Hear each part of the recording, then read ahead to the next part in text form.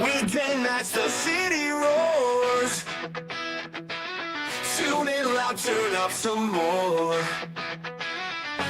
Cincinnati show, it's time to play. Sports with strawberry ice today. 5:30 sharp, don't be late. CTV, the sports awaits. Strawberry ice, he's on the mic, energy, it's pure delight. Every touchdown, every goal. Feel the pulse, it's in your soul. Cincinnati heartbeats strong. Strawberry ice will lead the throng. Every touchdown, every goal. Feel the pulse, it's in your soul. Cincinnati heartbeats strong. Strawberry ice will lead the throng. Feel the crowd, it's electric now. Shouting loud, they all know how. The CTV got what we crave. Sports with ice, it's waves and waves. Tigers strike and Bengals roar. Every game we want some more. Tune it in and feel the thrill. Strawberry ice, he's giving chills. 5:30 sharp, don't be late. CTV, the sports awaits. Strawberry ice, he's on the mic, energy, it's pure delight.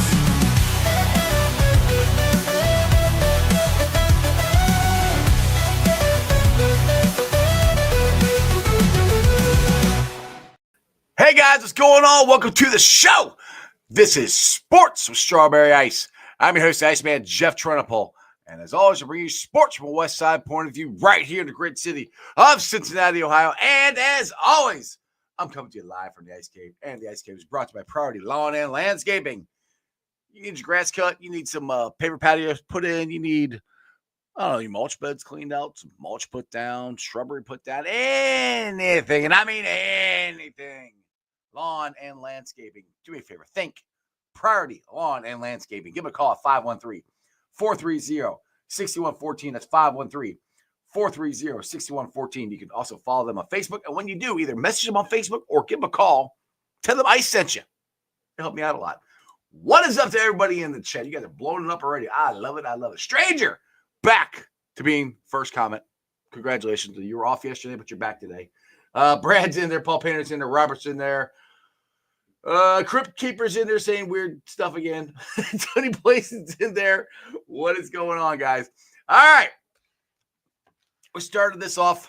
Let's do some Reds here real quick before I get into the topic. The Reds won yesterday, 4-3 over the Braves. To finally end their losing streak. It helps when you score runs. Now, unfortunately, Hunter Green got injured last night, tweaked his groin. I have not heard anything on an MRI or anything yet, so I don't know. They play again tonight, 7:15. Nick Lodolo versus Spencer Schwellenbach. I think I'm saying the same right. Again, game starts at 7:15. So we'll just watch this show, and then we go watch the Reds game together.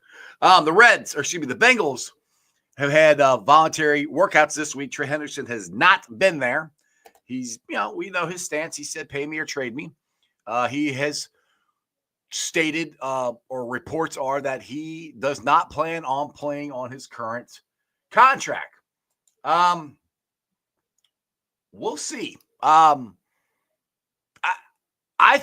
still hold out hope this is going to happen. It's going to get done because it's the only thing left the Bengals need to do as far as contract negotiations. I mean, they signed Jamar. They signed T. They signed Mike G. Hell, they've restructured contracts in Zach Moss and Geno Stone, and you still got Pratt out there who he's not going to be here. They're going to trade him or cut him, so they're going to have money, extra money, to give Trey. Either give him some, and also maybe go out and get a safety too, which is another thing we can discuss. So, by the way, Game On is coming. He's got stuck in traffic, so if you guys are waiting, I see Michael waiting for Game On. By the way, welcome. Thanks for watching, and make sure you subscribe. I appreciate it. Thanks for watching.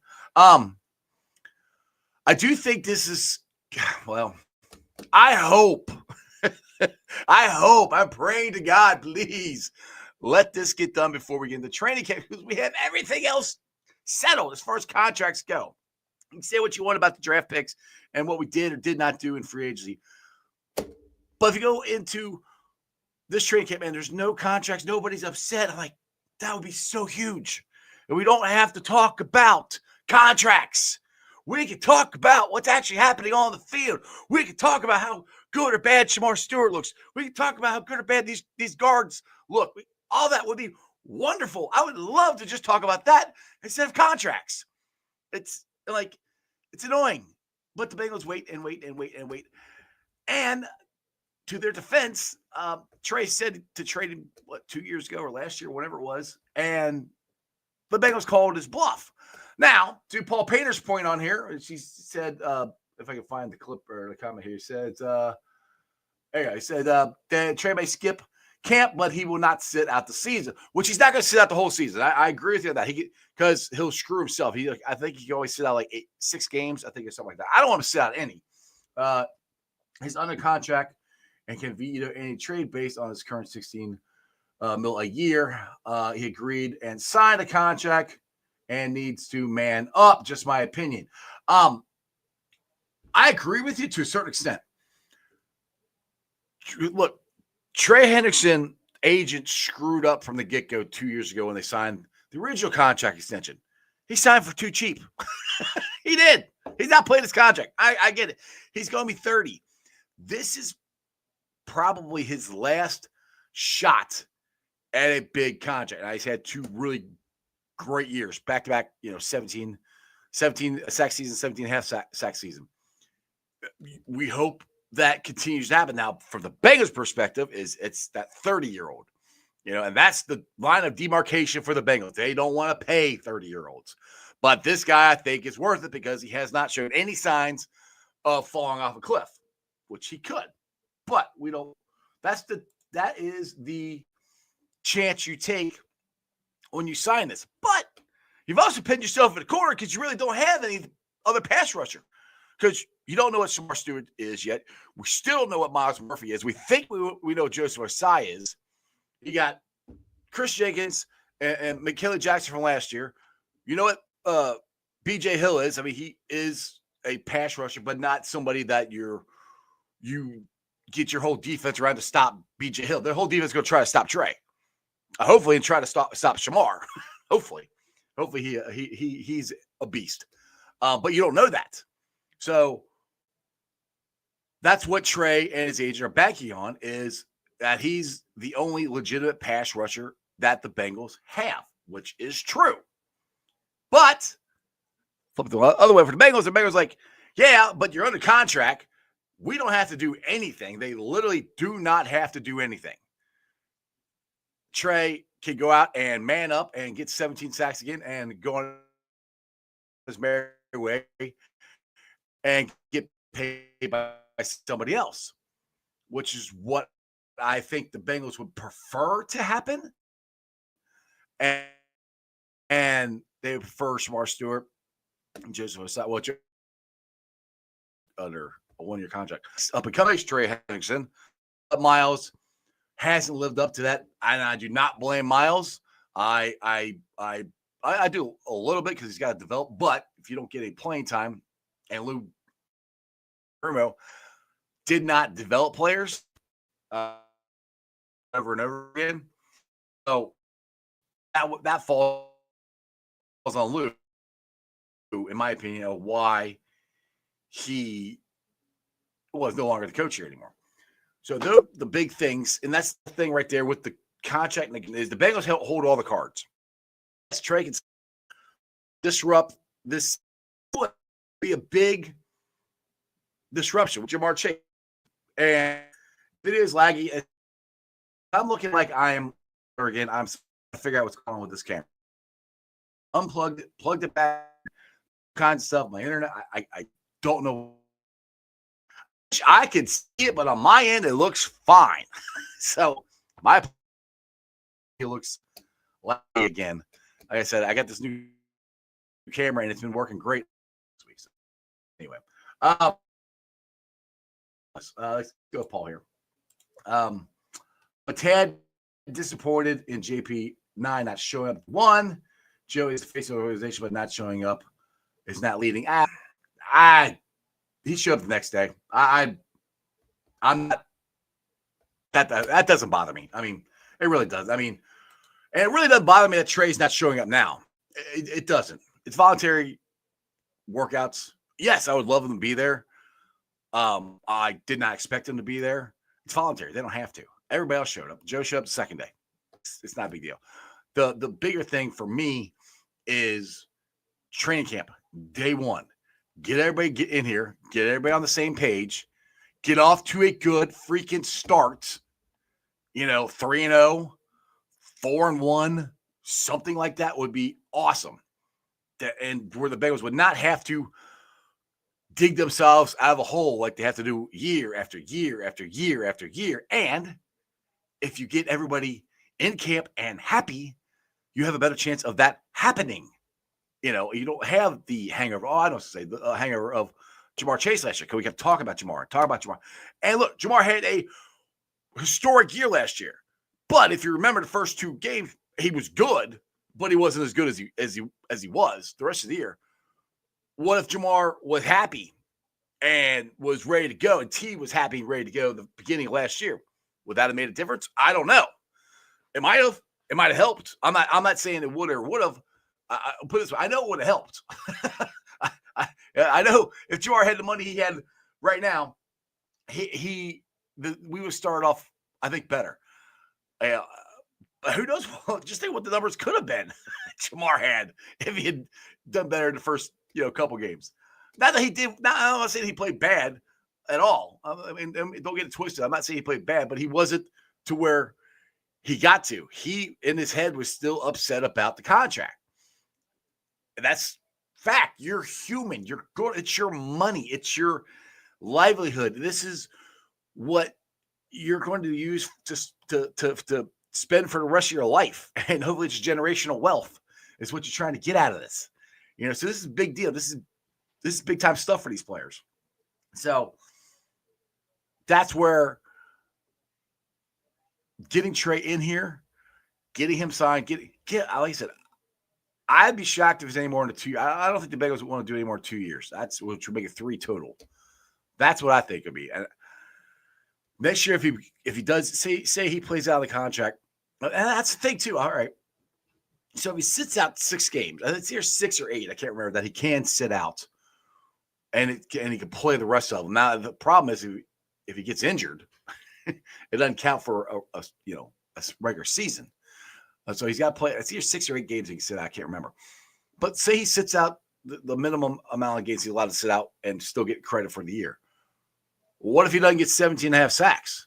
Because that's the thing too. Like, to I think Paul's point, where he doesn't, and I don't think he's going to sit out. I don't, because of this. Because if he next year, and it is the last year of his contract, then he's not going to get a big contract next year. So again, I keep going back to this same point. The Bengals have all the chips. Trey doesn't have anything. He literally doesn't. And I want them to sign. I know Bengal Rick has been on here a million times saying that he bought a house here. They're going to stay here, which Bengal Rick, you're right. I hope you're right. But they could buy a house here and want to stay here, and Trey goes somewhere else and plays football. I mean, NFL players do it. So we'll see. Let's see here. Any word on Jermaine? Game on. He just texted me. He should be showing up soon. I got people don't want to listen to me. They'll listen to Game On. Where is he at? He said ETA 12 minutes, and that was 5:28. So he should have already been on here. Hopefully he's coming in soon. Let's see.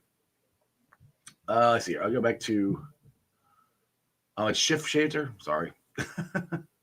I hope the video is better. I don't know what to do about it. Point being, rookies are there, and Joe wasn't. Yeah, but it's one day, Paul. One day. I really don't think it's that big of a deal. Really don't.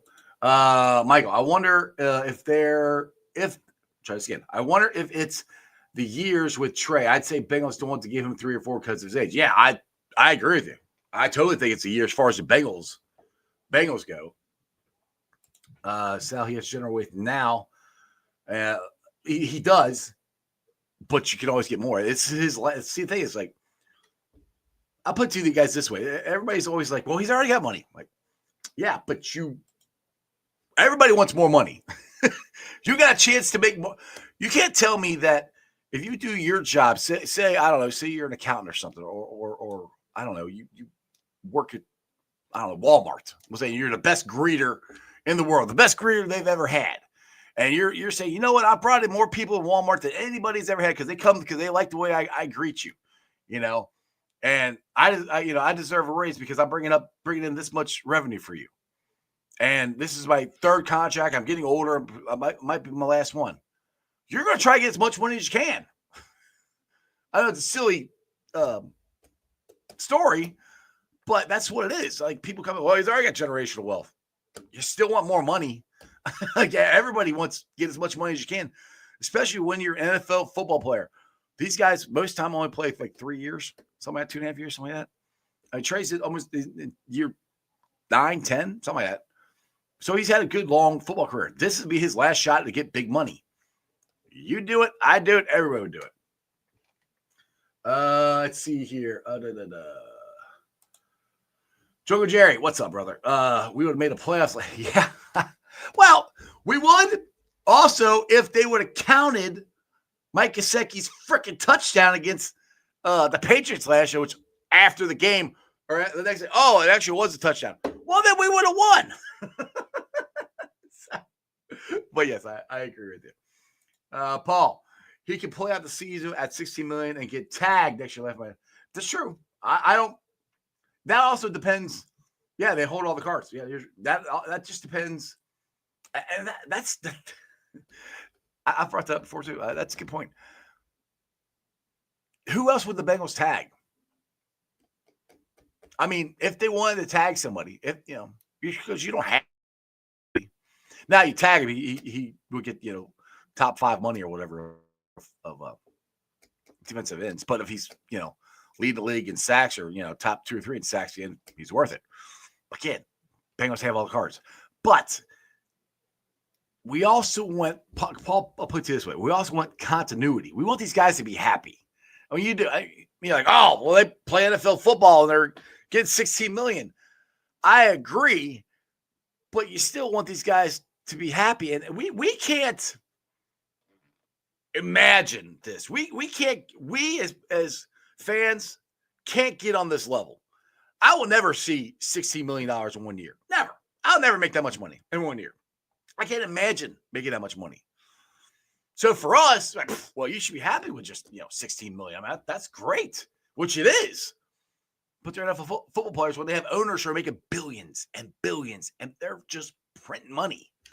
The players are like, well, you're printing money off my back. I'm the one when I get to be 60s and 70s. My knees are gonna be aching, my back's gonna be hurting. Hopefully I don't have CTSD. All that stuff. That's what they're thinking. So that's where I get why the players try to get the money, but I agree with it. The Bengals have all the cards. Let's see here. Tony plays and I hate Walmart. Bad analogy.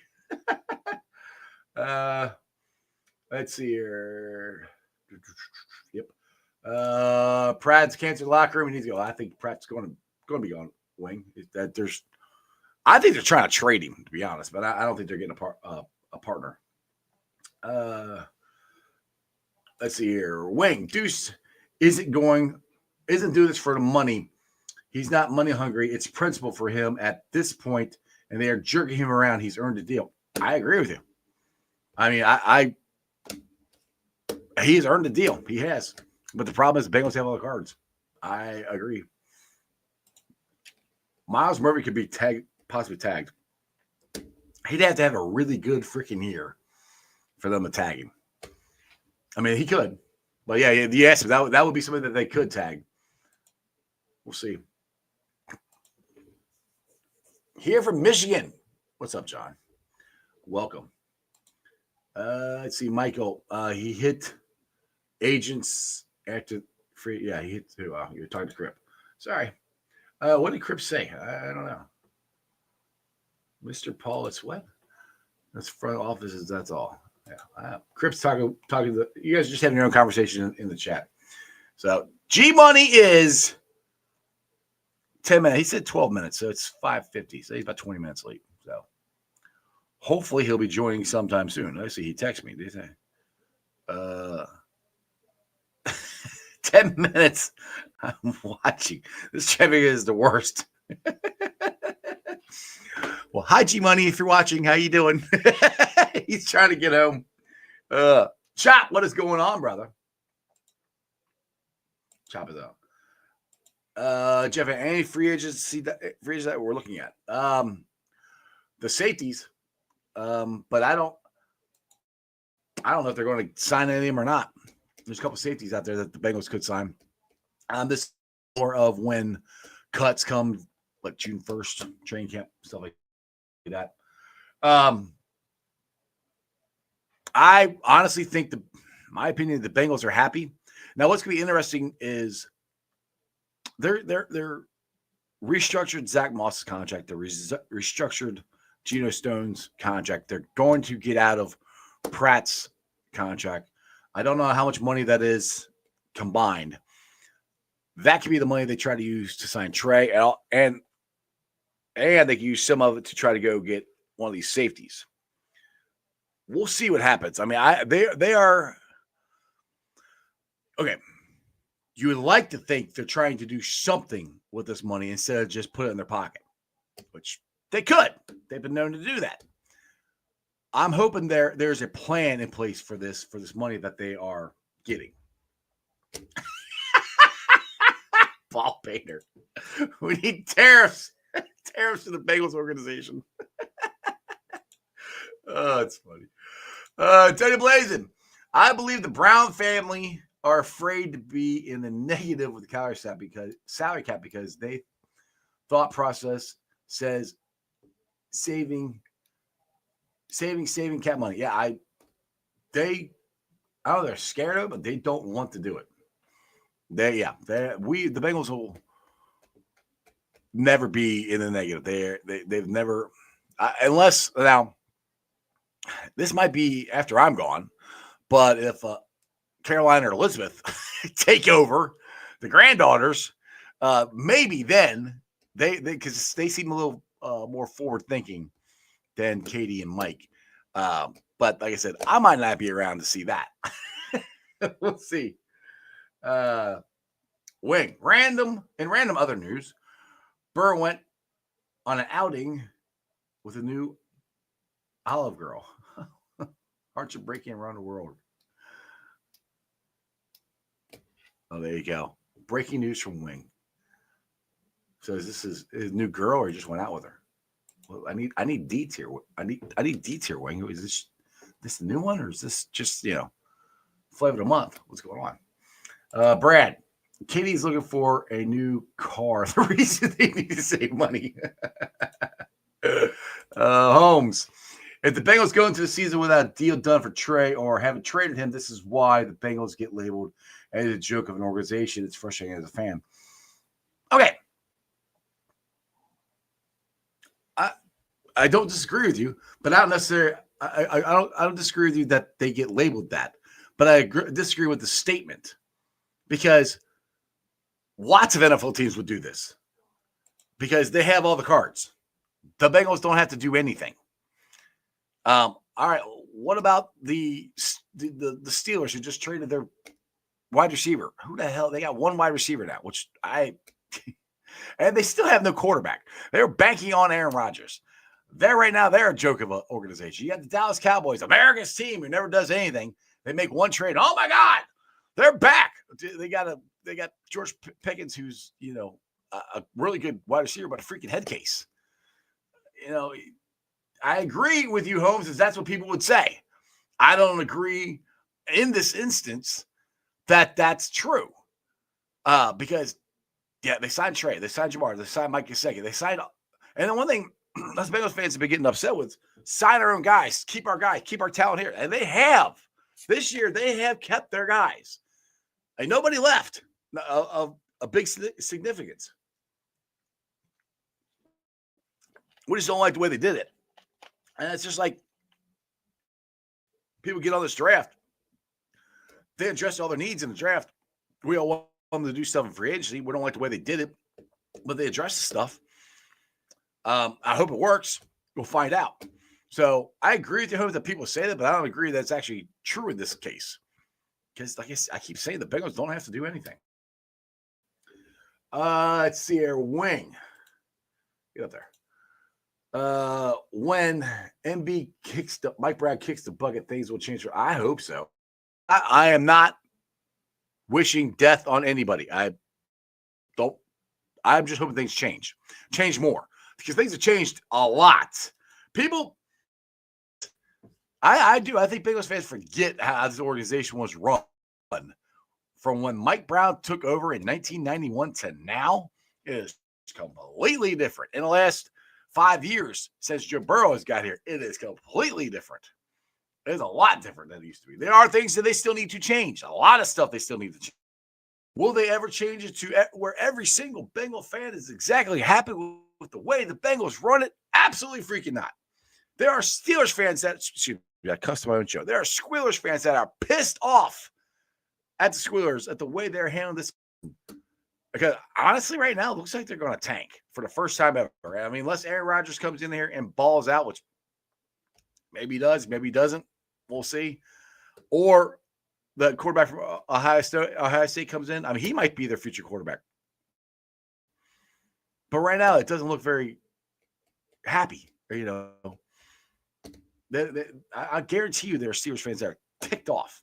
We're not the only ones that do this stuff. All right, Win. All right, we got deets on the girl here. Same girl. Same girl from the break-in. And the employee. I got it. I got you now. All right. Michael, I'm going to Spain if the Dolphins play over there. Hey, awesome. Is that what you think the Bengals are going to – are you a Dolphins fan or are you a Bengals fan? I don't know if the Bengals are going to play the Dolphins over there or what. Are you going to see the Dolphins or the Bengals? Paul, even though they just spent $500 million on their needs. Yeah, right. They're cheap, but they spent a ton of money on 2 wide receivers that – now, the funny thing is everybody's like, that was stupid. They should have spent that much money on those wide receivers. Yeah, because you guys wanted them. You're right. I think it's great. And the thing is, I keep telling you, I just put a clip out that I said last week. Mike Petraglia said that Burton, and it might just be during the draft. I don't know. I hope this is a true thing. Burton is in the building a lot. Burton's family supposedly is up here. I can't confirm that yet. That's what I've been told.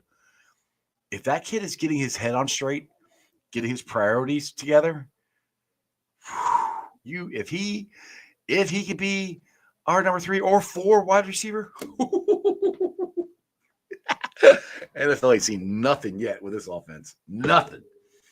Holmes, if you can't keep him, they need to do something for him. I feel they're not going to get anything for him, but we'll see. Look, if they let him go, I mean, if they go and play the season out with the contract, there are 2 things going to happen. Either they're going to let him go or they're going to tag him. That's what they're going to do. And if they let him go, they let a 30-year-old go, and hopefully Shamar Stewart has stepped up. We'll see what happens. But he has finally made it out of traffic. This must have been the worst traffic in the history of traffic. But the man, the myth, the legend, Game On, G-Money is here! And he's frozen. Oh, you're there.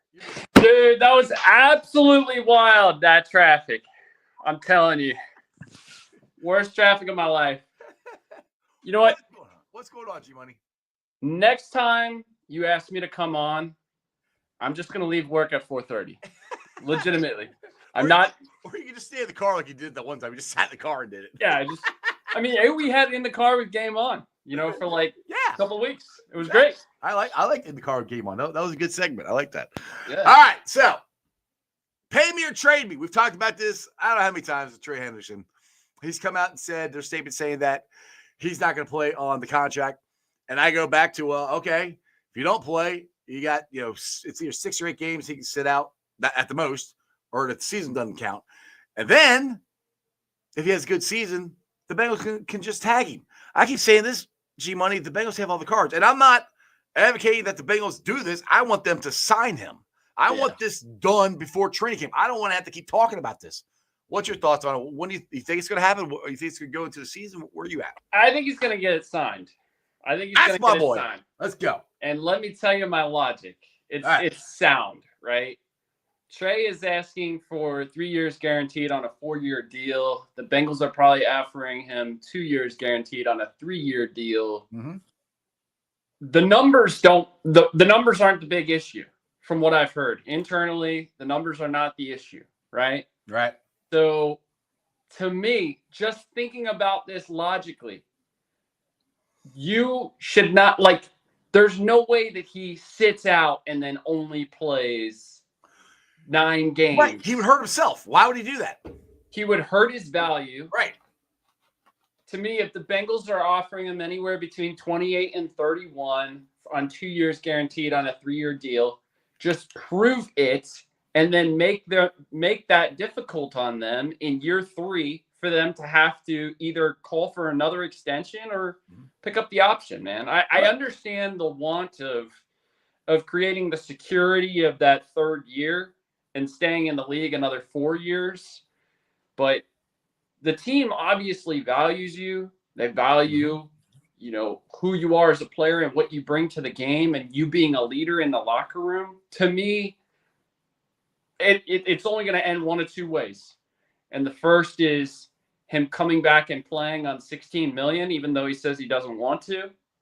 And the second is him signing an extension to, that 28 or 31 and being a Bengal for the next 3 years.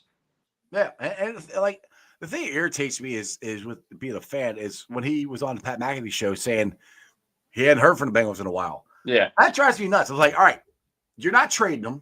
Yeah. You want him here, but you're not talking to him.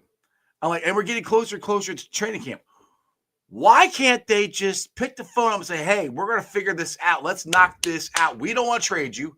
We want you here. What's it going to take? How can we work this out? But the Bengals go, okay, here's our offer. All right, cool. Katie and that's it. Says, I'm like, what the hell? We're not prepared to make that happen, right? We're yeah. not prepared to do that. Right. No, we move at a snail's pace when it comes to negotiation and communication. Mm-hmm. We're not great at communicating. And it's the 21st century. You can communicate to anybody anywhere, but we can't. I do, however, think that some of the things you have to understand from a negotiating standpoint in the public, Trey coming out and saying those things will make the public believe that the Bengals aren't doing enough. So I do think, and I also think that Katie Blackburn saying what she said and Trey being comfortable in numbers that he's not comfortable with is her also telling him, hey, this is where we're at. This is where we're firm on. I think it's posturing by both sides. I think both sides want to get a deal done. It's just about what's the number. And I can't see, in my heart of hearts, I can't see Trey sitting out over, 16 million versus 28 million. I can't see him sitting out over multiple years of guaranteed money with an organization that he wants to play for. Right. If he does, he just hurt himself. I'll get the Wings comments here because she's kind of a little bit insider here sometimes. Wing says they are not offering 28. Additionally, if he wants to sit, he can, especially if he retires after this year, I guess. That isn't his character, but he can do it. The Bengals are banking on him not sitting. I don't think he's going to sit. I like I said, I don't think that's his character, and it's the Bengals have a hard. What in my opinion, would hurt them is Max Crosby getting that money. Look, Max Crosby. Yeah, the Bengals again did not expect the defensive end contracts to explode. And they did. And they're like, shit. Now what do? We don't want to pay him that much money. But he's an NFL leading pass sacker. I still think they operate, though, as the player signed a contract extension, right? So he wanted the extra year. And then on top of that, they're not in any rush to get it done. A lot of people aren't going to like this answer.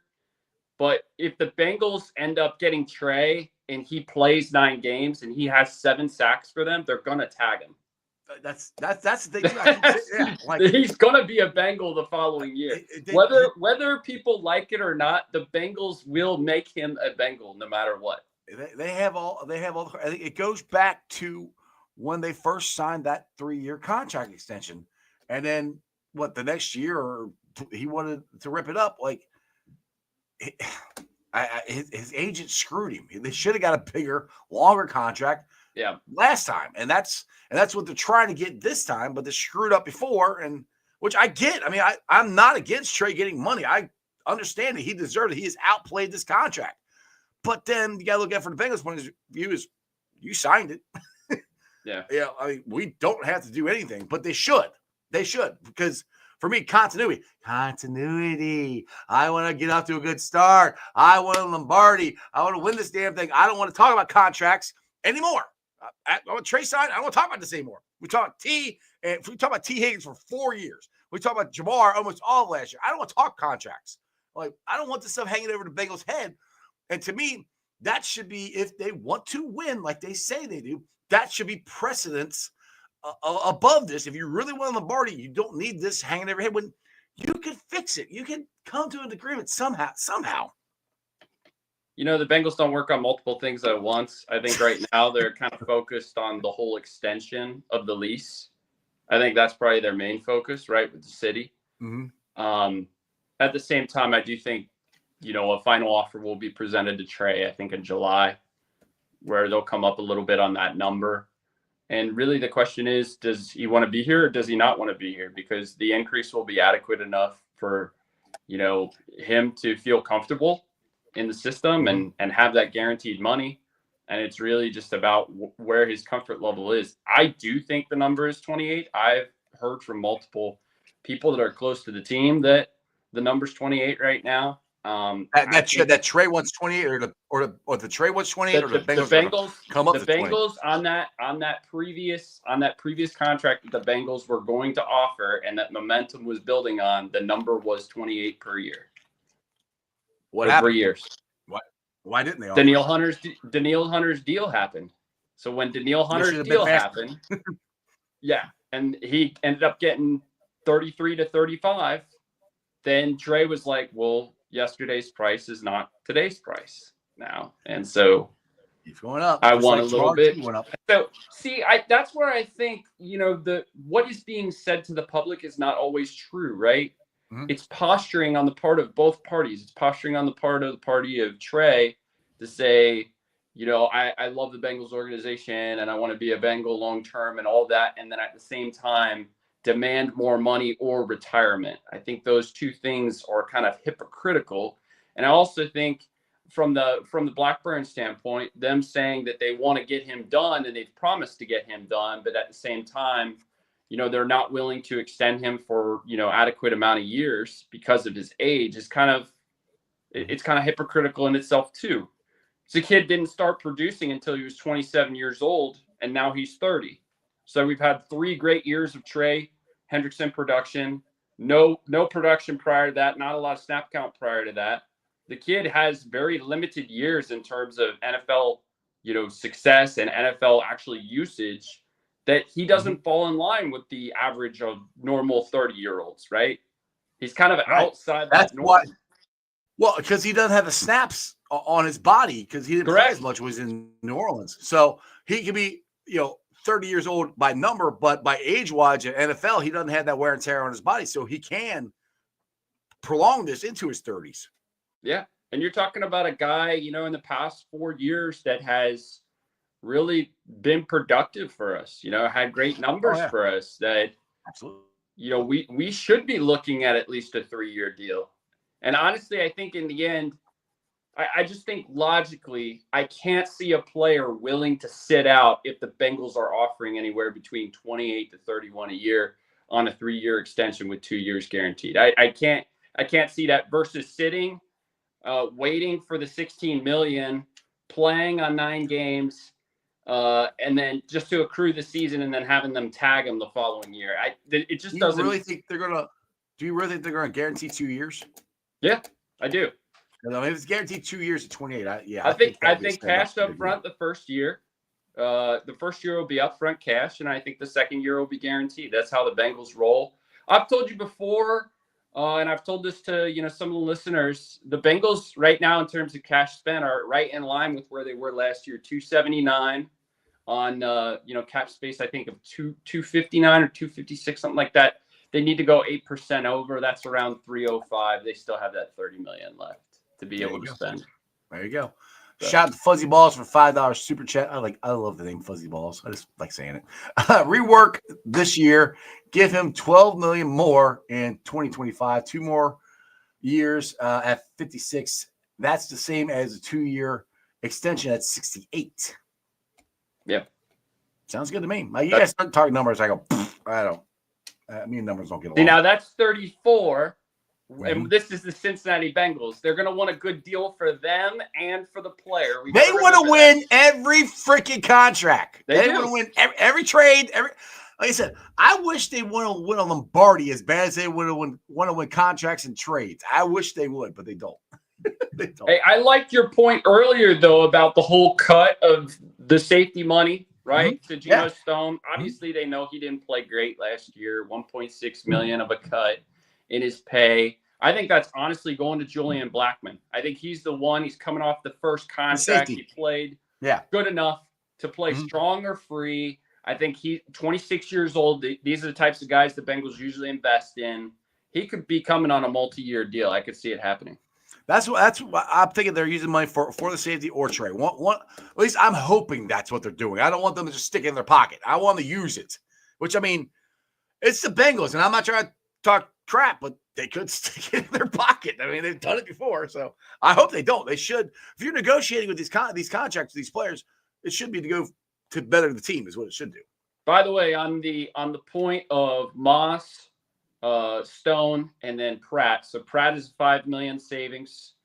Moss was, I think, 1.5, and then Stone is an additional 1.6. So you're right around, I think, 9.5 for the total. There you go. I mean, that's a pretty good chunk of change there to throw toward somebody.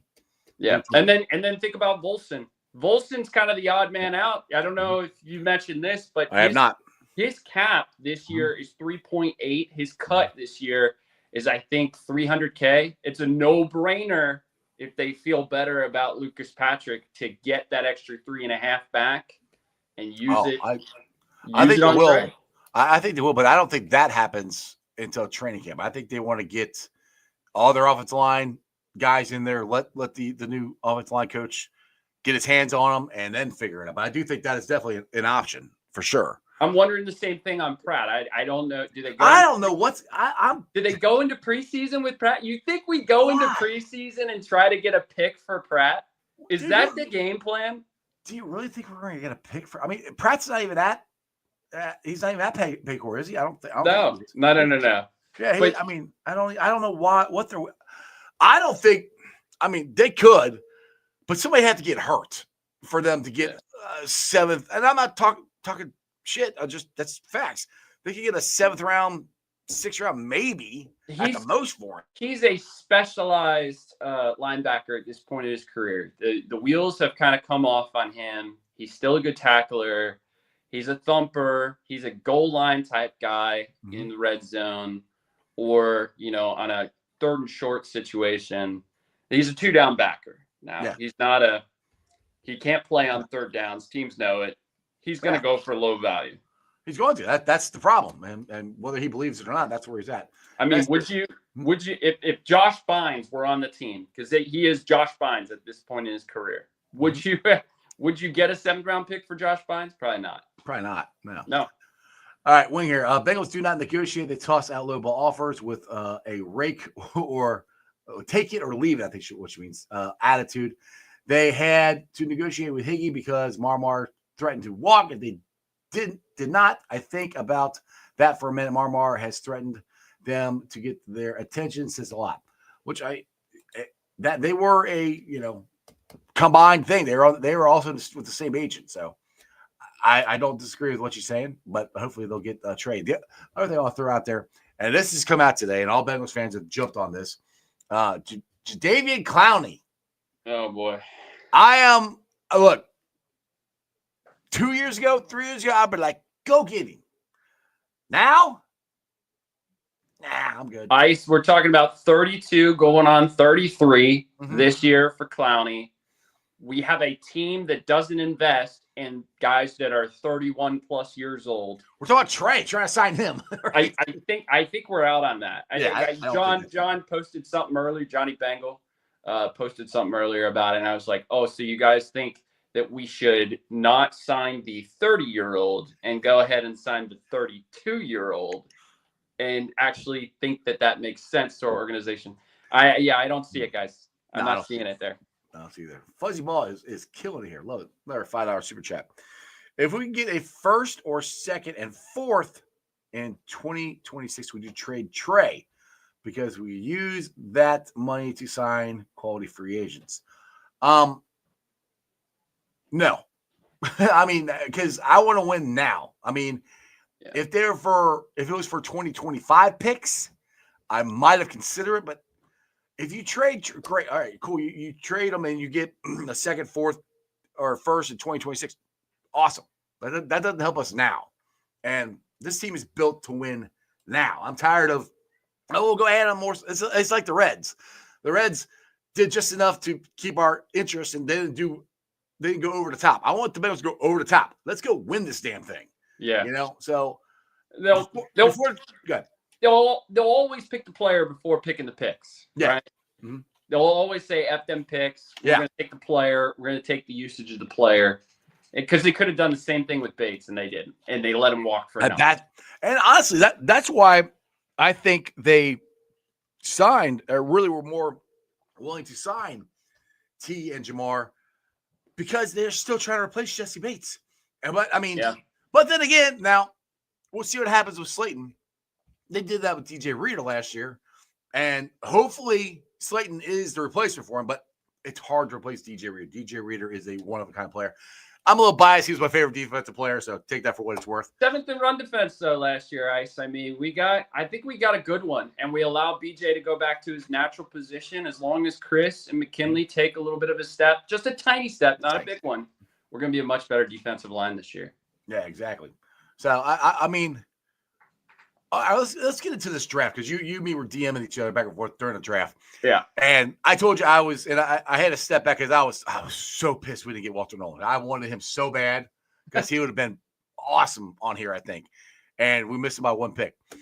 Shamar Stewart, the more I've gotten into looking at his upside and what he potentially could be, and then everybody gets upset when he doesn't have the sacks, he doesn't have sacks. Well, he could go from this way and push the guy toward Trey or BJ, and somebody else could sack him. Well, and he's really good at setting the edge, which I think is an underrated thing that people don't pay attention to. Is like, you set that edge, they got nowhere to go on the side. They got to cut back in. That's a huge thing right there.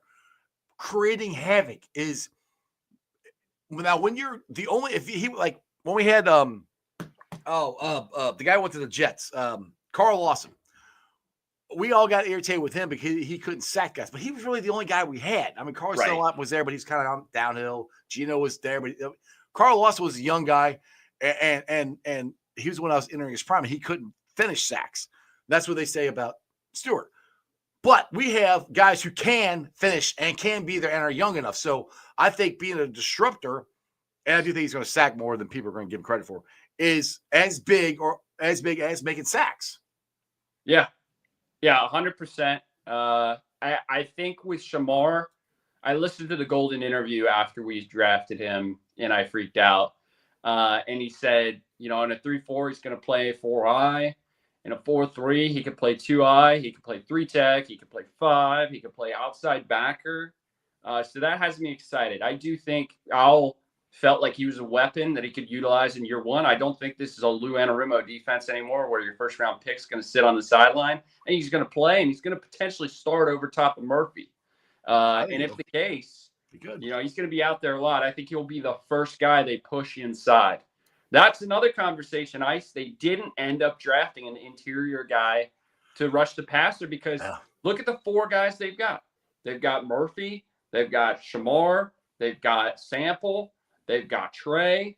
All of these guys can go inside Mhm. and create havoc, right? Mhm. They don't have to be just outside guys. I want to look, and we've talked about this in the past, but I want to look at the 2021 Titans and say that's the kind of defensive line that I want. I want guys that can play all over on a pass rush down. I want, BJ Hill to move to 2I. I want to have, Murphy inside. I want to have Shamar on that left end. I want to have Trey on the right end, or I want to have Trey in the 2I. I want to have, Murphy. I said that the right other end. day Exactly. to Dale and those guys. I'm like, what about moving Trey? They're not going to move. I'm like, why not? Why don't they move him?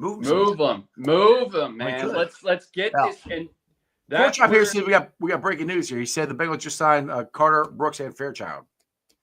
okay, There you go. sweet. He said, following that up, pretty sure Fairchild and Brooks are closing deals on new homes in the area before the month's in. That's a shot at Bengal Rick. You guys leave Bengal Rick alone. Leave him alone. Hey, on the prep point, this Yeah. is one that people need to pay attention to. Mhm. I do think there's a legitimate claim, though. I mean, outside of the whole, hey, let's play him and see if we can get a pick, there is a legitimacy to, hey, let's get a deal done with our linebackers first before we release them, right? Let's that sounds like a Bengal thing. Yeah, that's a Bengal thing. Right. We're kind of slow playing that. I mean, that's a very real possibility that now that we have these deals done for these linebackers, and once Knight comes in, then they could let go of Jermaine Pratt. They could. All right, Wing here. He will be great. Burrow himself has said he will work to develop him. He's already making arrangements to hang with outside Paycor. So that says something. Are you talking about Shamar Stewart or Burton, or who are you talking about there, Wing? I'm not sure. Yeah, sometimes people comment and I don't know. I think he's talking about Shamar Stewart. Let's talk about another guy. How about Jermaine Burton? Yeah. That's the guy that last year couldn't keep his head on straight. All right, so you heard what I said. Well, Yeah. Trags came on my show and said he's at Paycor more, and he's pretty sure his family is here. And Wing said his family is here. Dude. Yeah. If he gets his head on straight, all it's about for the young kid, this is what it's about. Establish a routine off the field. Keep it football and terminology on the field, right? If he can just get the terminology right for the plays and he can establish more rapport with Burrow. We know how much our quarterback loves the long ball. This kid will be in the game at least 10 to 15 snaps a game, and he'll get his opportunities. A good season for him, 400 to 500 yards, 3 to 4 touchdowns.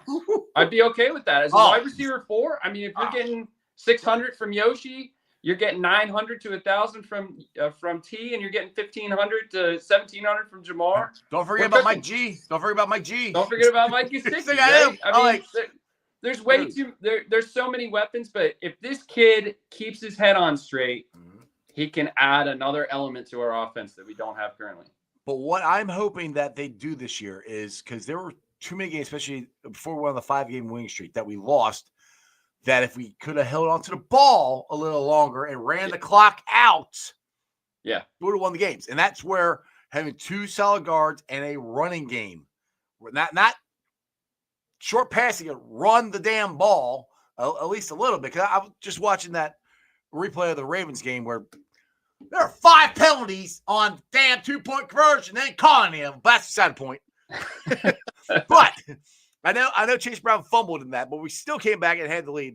If they could have held on the ball and run it more consistently and just run that clock out, that's how you win games. That's one thing I'm hoping that they do. And it's hard to do it when you don't have consistent guard play. And I think Fairchild's going to start at left. I think Cody Ford's going to start at right. I would really prefer the other rookie that we got from Jalen Rivers. Yes, I would love him to win that spot. Would love, because Cody Ford could go back to being the Ginsu knife that he's really good at. And if you hit, just think, if you hit 4 starters plus Taj Brooks, he's not going to start, but he's going to he'll get in there. Yeah, but that'd be 5 contributors on this draft. That would be huge. Which I do. I mean, I think the guard, it's kind of a long shot, but they're gonna have at least 4 starters. At least 4 starters. That's big. Yeah, let's talk about that draft for a second. So, starting with Shamar, he's high upside. He's the only like really high upside pick that you got, but he Right. still has a high floor because he can be a good run defender for you, as you said. He set the edge, Mm-hmm. so he's a potential starter, right? Right. He's gonna immediately try to take snaps away from Miles Murphy and play opposite Trey. Your second pick, Demetrius Knight. He is your Jermaine Pratt Jr. Yes. Even if that is his ceiling, if That's fine. Jermaine Pratt Jr. is a ceiling, a younger Pratt is what this team needs in terms of that interior. And he can be an impact starter right away. Impact starter right away. Went from Charlotte, was a leader at Charlotte, had great numbers there. Went to South Carolina with a lot of alphas, was the guy there. And so him coming in, I think he's going to make an immediate impact. Dylan Fairchild, he's going to potentially be our starting left guard. Coach has already said he expects him to win the job or expects him to compete for the job, but that's basically win it. Yeah. And then behind him, I mean, every single guy that we ended up taking was a guy of value. Barrett Carter can be your joker, can play in coverage, can get after the quarterback. He's kind of like your do-everything ADG, just a little bit undersized. But I think Golden saw that in him. So, and you also got Oren Burks. Don't forget about Oren Burks. He's kind of that addition that can also do some of the similar stuff that we're talking about. Jalen Rivers is a guy that, man, on that right hand, if he gets his mitts on you, dude, you're on the ground. He's big, dude. Played at 330. Came in the draft at 319. Just think how big our offensive line would be if those guys are in there. I mean, he's freaking huge. He's awesome. But either way, whether he's O-line 6 on the outside, grabbing dudes and throwing them around, or he's on the interior making things happen there, I still think he's going to play a lot this season. He's still going to get 400 or 500 snaps. At worst, he'll be our swing. At worst, I think. Yeah, at worst. And that's not a bad position to be in. And then you talk about, Taj Brooks. I think he's just a 1-2 punch. He solves the short yardage issue for me.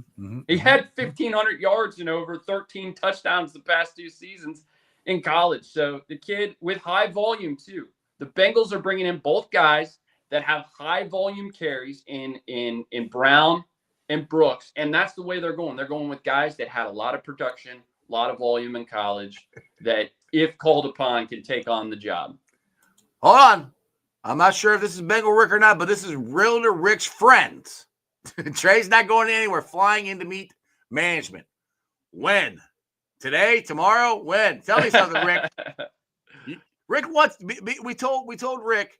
Me and the cat told Rick that we'd have a big wing party. We might have a big wing party at Midwest Best when Trey. Excellent. Send me Rick's at. I need to get on this guy. I don't know. I don't know what it is on Twitter or anything. Oh, okay. Bengal Rick reached out to me at Game On J Money. He messaged me through Facebook with a different name, and I cannot remember. It was two different face accounts. Like, he's very secretive. All right. I like it. Hey. We got some of those in our fan base. Some people that don't like to go by a certain name, like to keep themselves on the outside. I want a little pretty Ricky. We got a Bengal Rick. We got a pretty Ricky within the fan base. I love it. There you go. I love it. All right. So a little bit more. I kind of cut you off. So Taj Brooks and Chase Brown, they're kind of the opposite of what people are looking for in running backs because they did get a lot of carries in college. Yeah. But I'm not. That doesn't scare me. That means they can. I know what they can do. They're the same backer, though. Yeah. Right. Yeah. I mean, they're different styles in that Chase Brown is more of a one-cut back, but when he gets to the second level, man, that speed is so I've never seen it in the NFL. I've never seen speed like that at the second level. And then Taj Brooks, he's a patient runner, man. He's very patient, and then once he hits the hole, man, he's a bruiser hitting that hole. And they're both really good in the pass blocking game. Yes. And I'm so happy about that part because you can put a running back out there and you don't know what we're going to do. That is awesome. I love that. Are you ready for this hot take? Ready for this hot take? You're not going to like it. So for me, this past season, Chuck Sizzle turned into Chuck Fizzle. I think the Bengals were looking for excuses to keep Chuck off the field late in season. Isaiah was the punt returner. Jermaine Burton was the kick returner. They didn't bring Charlie back. They didn't bring him back. The last 5 weeks or 4 weeks It was kind of inactive, and then they were like, "Oh, he's questionable. He's questionable." Nope, still inactive. So to me, Charlie is on the outside looking in. He needs to add value elsewhere outside of punt returner, kick returner. To me, they can utilize Burton in that. They can utilize Isaiah in that. They don't need Chuck. He's the odd man out. If in the event that it comes down to Zach Moss and him, I think the Bengals would much rather have that pass blocking running back, that fourth running back, if in the event of an injury, versus a wide receiver 6 that gives you limited on punt return, but he's an okay kick return. He had 2 touchdowns in kick return. He's been solid in space. I just think they feel like they have more dynamicness with Burton and Isaiah. Oh, they definitely do. And I'm not look, Chuck. If he could stay healthy, that's been his problem. That's the other thing, right? Not being able to stay healthy. Yeah, I mean, I think he's a good punt returner stuff, but you can't play. You can't play. They can't. Best ability is availability, and he hasn't been available. I just don't like how he doesn't pick a lane and then go in punt return. He tries to go east to west. Yeah, and he's not fast enough. 1 to 2 yard gain. Yeah. Versus Isaiah, he picks a lane and he'll get you 7, 10, 15 yards. And I love that. Crip wants to know something here. Is it J or G Money game on? J, but I love G. J or G, it doesn't matter. That's my initials, JG. JG. There you go. So J Money. Yeah. Just look up game on 513. You'll find them. That's J Money. There you go. So I mean, like I said, I'm a little more excited about this. Excuse me. This draft class than most people are. I could be completely wrong. I mean, we haven't had a first round pick on the defensive side develop, and that's the reason Lou is no longer here. Right. And that's the other thing. Me and Dale have talked about this before about how many number 1 picks and high draft picks we have on this defense in general. Yeah. If Al Golden can get what's there out of them, because these guys are talented guys. Like Dax Hill, I think he's gonna be our outside corner. I do. I think he's gonna be outside. I think Newton's gonna be inside. That's just what I think. And you got him, and I think Cam Taylor-Britt is going to come back. You still got Turner, and people kept going against. Oh, we need a cornerback. We need a corner. Yes, they had a bad year, but we didn't get consistent pressure on the quarterback, and we got injured a lot there. Those guys can play. Like, those guys are talented players. Cam Taylor-Britt, CTB is not going to have a year like he did last year. Last year, I don't know what the hell was going on. He got better as the season went along. But you're talented. If you make an interception, one-handed interception, like you did against Kansas City, you're a good damn player. I don't care. Like, you don't give up on a guy like that. And I really do think if we get consistent pressure on this quarterback, it's going to make the cornerbacks better. And they got to stay healthy. And I don't see back-to-back years having that many injuries to one room. But you got Dax Hill, who is coming back from injury. So hopefully it depends on how fast he comes back. That's the caveat that we don't know until we get in the camp. Yeah, so on Dax Hill, I love the article from Jeff Hobson on Allen Burks, just basically talking about, him being the ultimate chess piece. I think they picked up that option because they understand how much of an importance Dax Hill is to this defense. I think he's going to play outside majority, but I think they're going to slide him inside. They're going to slide him at third backer. I think they're going to slide him in the slot in certain circumstances, and they're going to use him as what Burks called the ultimate chess piece. Mm-hmm. Get after the quarterback, defend the run, be able to cover outside. He's going to do all 3 of those things. He's going to do them well because of the player that he is.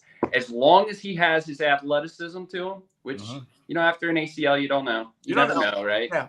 But it happened early in the season, Jeff. It happened early. What, game 3, game 4? It was game 4. It was against the Ravens, right? I think week 3 was Washington. We come back home. We play the Ravens week 4. So to me, there's a real opportunity there for him to really wow in this defense. And he's even said it, man. I still feel like I haven't performed my best. Well, he hasn't been able to stay in one spot, too. So this is back-to-back years that, I believe that he's going to be outside. I think that's where they want him. Yeah. I think he proved in the short little window of time he played that he can do it. Yeah. And I agree with Mon here. I love Fig Newton. I love that dude. He is a baller, and he is athletic as hell. I think we stole him in the draft. I think he's going to be a younger version of Mike Hill because he hits too, dude. Yeah, I want to see him blitz, dude. He's physical. I think he prepares the right way. He's got a Kobe Bryant-like mentality to him. You've got to have that type of confidence going into it. Go ahead, Paul. No, he's just giving Rick love here. Rick said Rick is saying that Trey's team will be here tomorrow. So I want people to understand though, there is no other corner that works better in the system than DJ Turner. Yes. DJ Turner in man coverage in the NCAA, his last year was the best. The best. So he is fit for this type of system where it's just you and the guy with you. Cover him up, and we'll try to get to the quarterback, create opportunities for you to get picks. And that's kind of what we did in 23 without the yards, Jeff. If we didn't give up the yards, 23 is what this defense would look like. Get pressure on the quarterback, create turnovers, keep points off the board. We did it in the red zone, but we didn't do it in open field. We gave up a lot of yards. And another guy who I'm so happy that he should be the starting safety, Jordan Battle. I love that dude. I cannot wait. I think he got screwed last year. Yep. I was happy Bell came back because I thought Bell would come back and help us get lined up. That was the thing, we could get lined up. But Bell didn't have it. And again, Lou waited too damn long to get Battle in there. And once Battle got in there, Stone started playing better. Jordan started playing better. It took a little while. But the thing is, that's where I think the guys we have are going to play. They're going to play better. They're going to be given the opportunity. A lot of these guys weren't given the opportunities, and you can't get better playing football without freaking playing football. Like, you got to play. You drafted these guys. You got to play them. You got to. I'm not saying throw them out there and go, oh, well, we got to play them. You got to give them enough rope, I guess, to hang themselves. See that they can't play. Let them play till they prove to you that they can't play. So far, none of these guys have proved to me that they can't play. Right. They all can play. And they're all unknowns, right? We just don't know. Right. And I love that Golden's coming in and they're entrusting in Battle. He's probably very motivated to come in and play that starting role at strong safety spot and give him a very physical presence. Remember, his rookie year, he was a top 5 defensive player as a rookie. And I just don't know how you go from that to allowing Bell to come back and play, 80% snap share when both of them are there. Actually, even 90% snap share. It was crazy that they didn't do a 50-50 split there. I never understood it. Toward the end of the season, I'm screaming, like, get Jordan Battle on the field. Get Miles Murphy on the field. Get them on the damn field. Because I love Sam Hubbard, but he didn't have it. He couldn't. And you had this number 1 freaking pick sitting there. Like, find out what he can do. I was like, Anarumo's guys, man.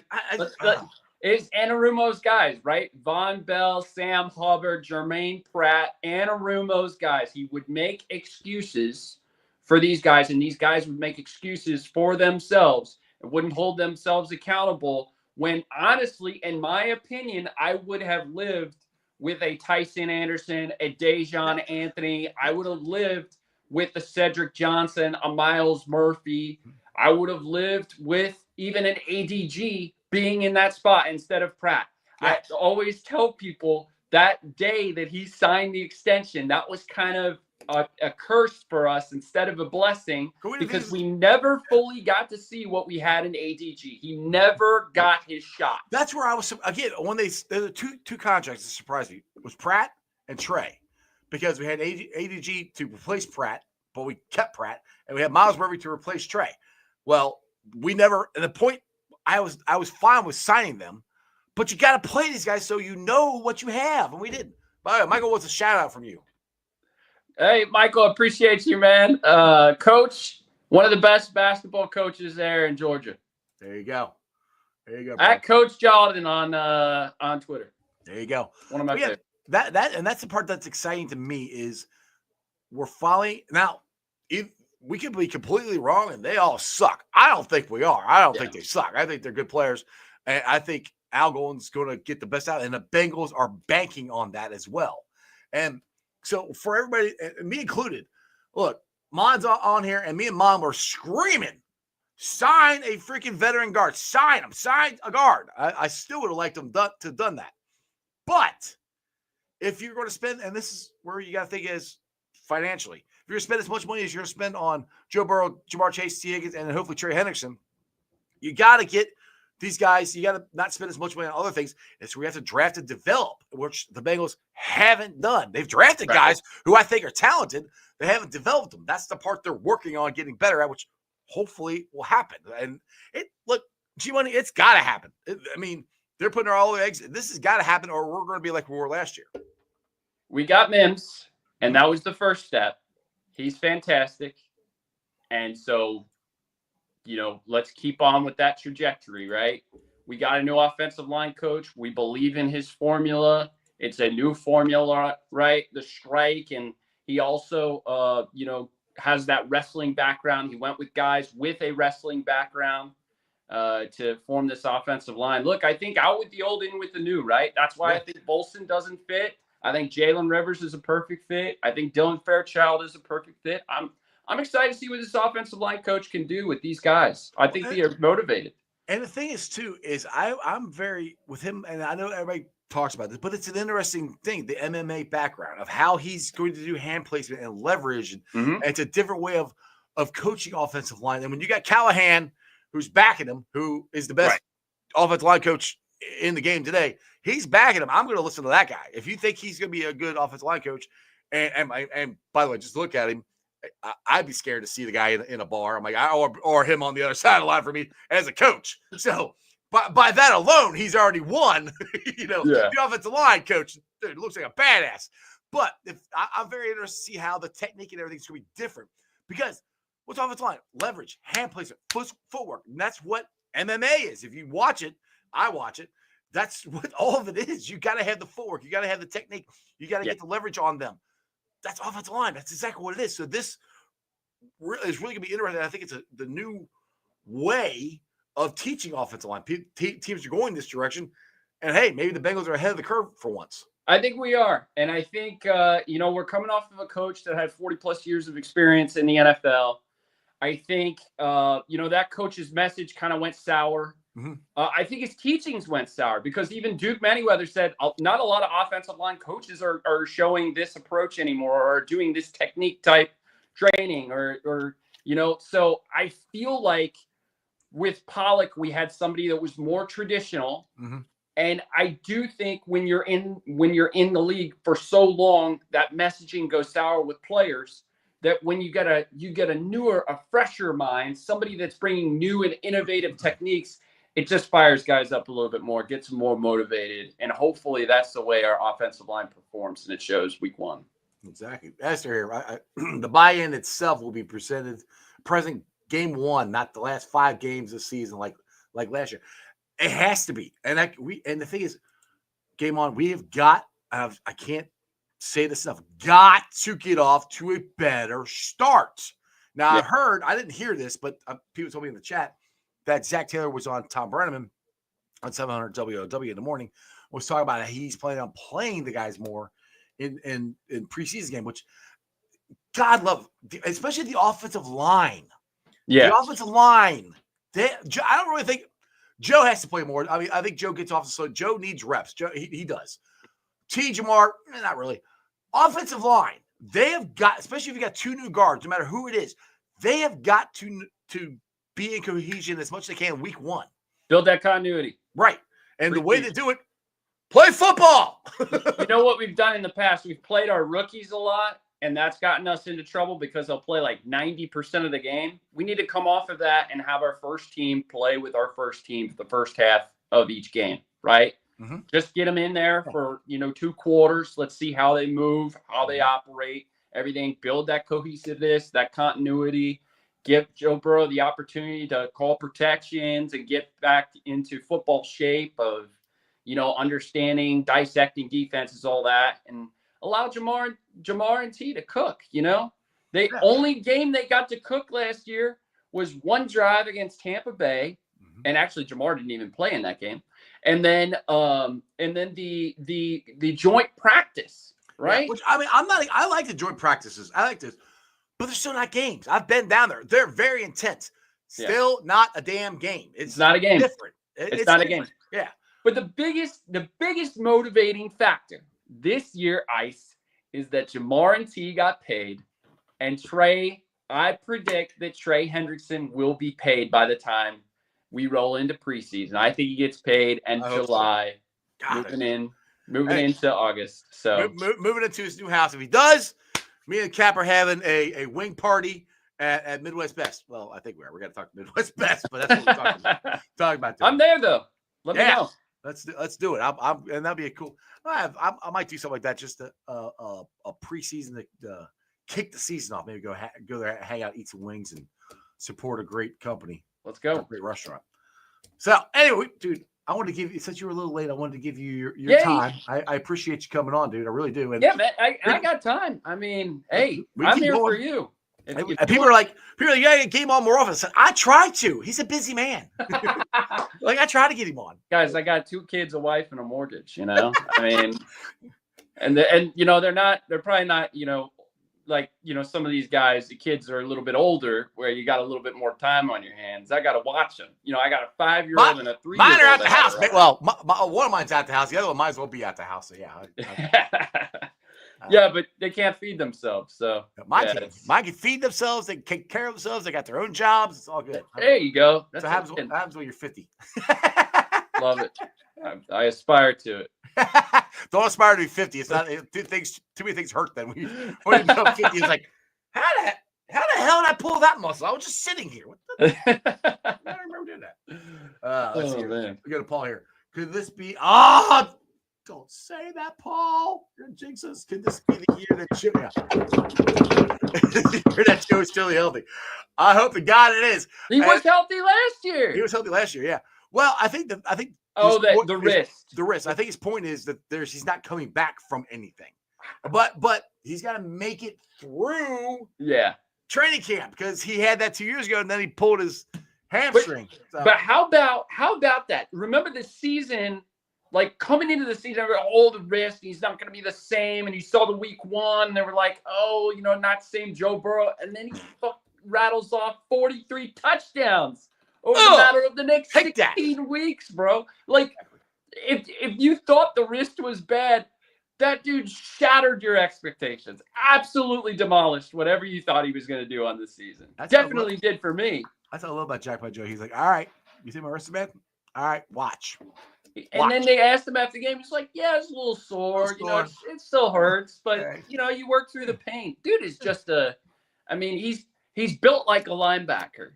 And I feel like, he plays like he's kind of like that. He plays like he's kind of invincible. He can take on hits. He doesn't care about that kind of stuff. Still okay to do at this age, Jeff. Yeah. But we got a couple years down the road. We really got to fix this offensive line.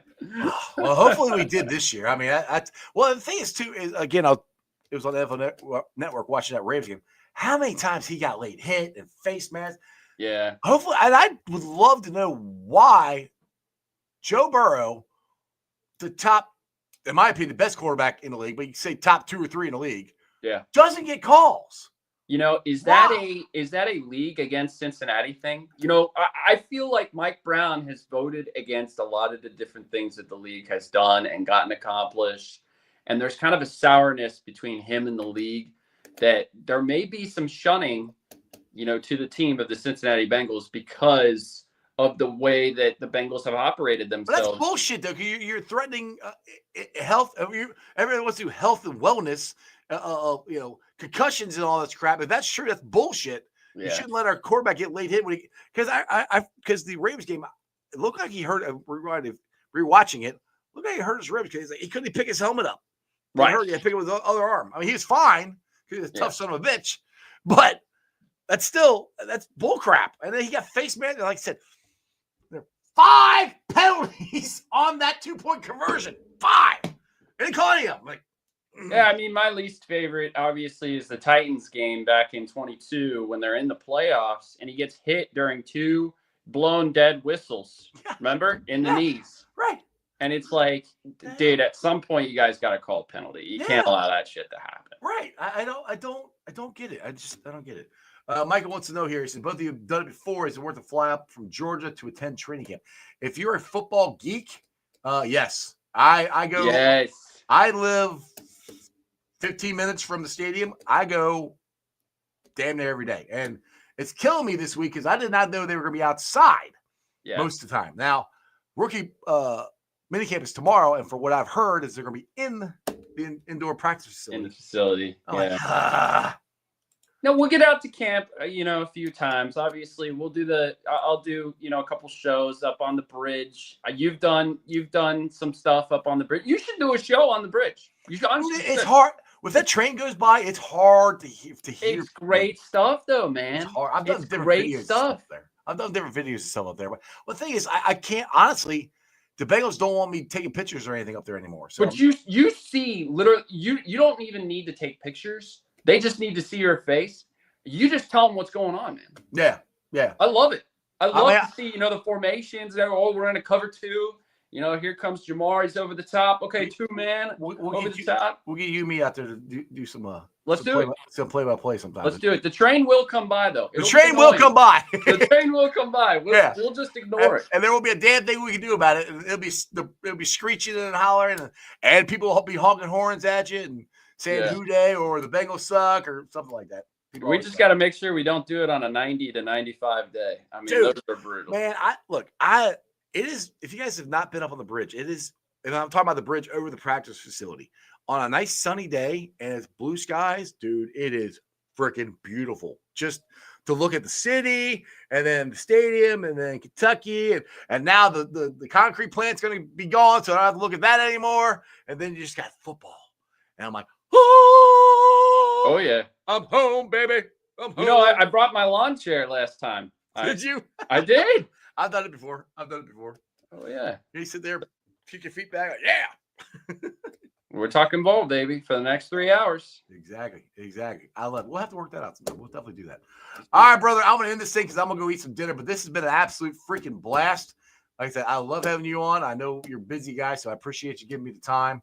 And tell everybody where they can follow you at. Tell about your spaces, anything going on. Spaces, usually in the mornings between 8:30 and 9:30, a half hour. Sometimes a monologue, maybe a dialogue. Just depends on if people can get in or not. That's on Twitter. If you look up on the top, there's a little purple icon, and you'll see my icon there. It says Game On 513. Click on it. You can listen in, and then I try to be on this podcast as much as possible. I love what Jeff does. You're amazing, brother. Hey, you're amazing too, man. I appreciate you. And we're winning a damn Lombardi this year, okay? Let's go. It's my 50th, let's go, baby. I'm ready. Birthday party. Let's get it. I turned 50. I've been with this team, ride or die, for 50 freaking years. They're winning this year, all right? I'm ready. Let's get it going. I'll start the party. And you know what? I expect you to take your shirt off and have that flag running around the neighborhood again. Oh, the flag will be happening. Dude, if they win the Super Bowl, I'll be drunk. Who knows what the hell I'll do? You never know. Will you try to go downtown, or will you knock on the neighbor's door? Oh no, I'll run around the neighborhood and then I'll run around the neighborhood. Yeah. I mean, last time when Money Mac hit the field goal to go to the Super Bowl, we're at my parents' house watching, and my sister, I was drinking. My lovely sister drove me down to the banks. My lovely wife picked me back up. I had so when the Bengals go to the AFC Championship game and win and go to the Super Bowl, go to the banks. It is a freaking blast. I had so much damn fun down there. I can't wait for that whole area just to be Adora. Yeah, the whole area. It's just that strip right now, but wait until it's the whole area. That's going to be a blast. When we win the Super Bowl, the whole damn city's going to be Adora. We walk around drinking a fountain score, go, wow! You will definitely ring the doorbell of your neighbor that you've never met before and be like, wait, what? Let's go! Wait till we get done. Wait, that's after we win. Wait till we have the parade. The whole, like I said, it's gonna be beer cans everywhere. Oh yeah, officer, who dey? Who dey? Exactly. He'll be like, who dey? He won't say a word to you. He'll be fine. UPS, good to see you. Who dey? I'll be like, UPS, I'm not at work today. See ya. Dude, I know we talk about how we're a baseball town. We've had this discussion, right? We're a baseball town. There's no doubt about it. But if the Bengals win a Super Bowl, when the Bengals win a Super Bowl, speaking to existence, yes. the momentum in the city, man, they'll be unlike anything we've ever experienced in our life, and that's including the Big Red Machine. There is nothing like winning a Super Bowl. Especially since we haven't done it yet. So we don't know what it is.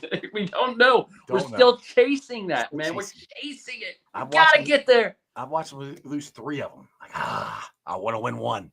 But then I want to win more. And then I want to win more. I want to win like the next 3 in a row. Once we win 3, then I'm in Nirvana, right? I can go wherever. I can do whatever. I'll still go to every game and cheer my Bengals on. But, I'll be a lot more relaxed, in my opinion. Exactly. All right, G-Money. Appreciate you, brother. All right, brother. Appreciate you. Take care. Have a good one. Cut him off. Hey, say, missed him. Tell him, come back and say who day. I cut him off before he said it. Anyway, I hope you guys enjoyed that much as I did. I love G-Money. Game On. Go follow him on Twitter. They do a great job on Spaces and all kinds of different stuff like that.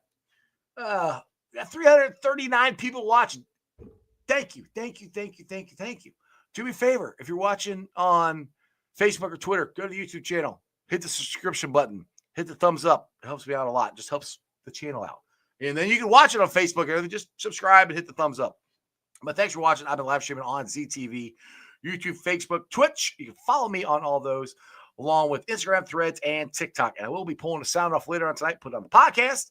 So if you want to listen to any of it again and not watch this moneymaker right here, you can check it out on BeamPod, Spotify, Google, Stitcher Play, pretty much wherever you get your podcasts. Please make sure when you do that, you rate, like, and review. You have a 5-star review and a comment. Just helps the algorithm. It helps more Cincinnati fans find my podcast. Shout out to Priority Lawn and Landscaping, the sponsors of the Ice Cave and sponsors of the show. If you need your grass cut, you need your mulch, your mulch done, your weeds weeded out of your flower beds. So you need shrubbery done. You need trees trimmed. You need, anything. And I mean anything related to lawn and landscaping. Thank Priority Lawn and Landscaping. They do a great job. Give Johnny a call at 513-430-6114. That's 513-430-6114. You can follow them on Facebook. And when you do, you either message them on Facebook or you call them. Tell Johnny Ice sent you. Also, the show is brought to you by T Properties, quality housing for quality people. Check out the website at www.tpropertiesllc.com for all your rental property management needs and your rental needs. And shout out to Meyer Windows and Doors and more. I say this every time. I got it on my house. I highly recommend you get them in yours. They're energy efficient, easy cleaning, and you get to see the Jackpot Joey mobile right there. That's a reason right there to call them, just to see the iconic Jackpot Joey mobile. Check them out at MeyerCincinnati.com.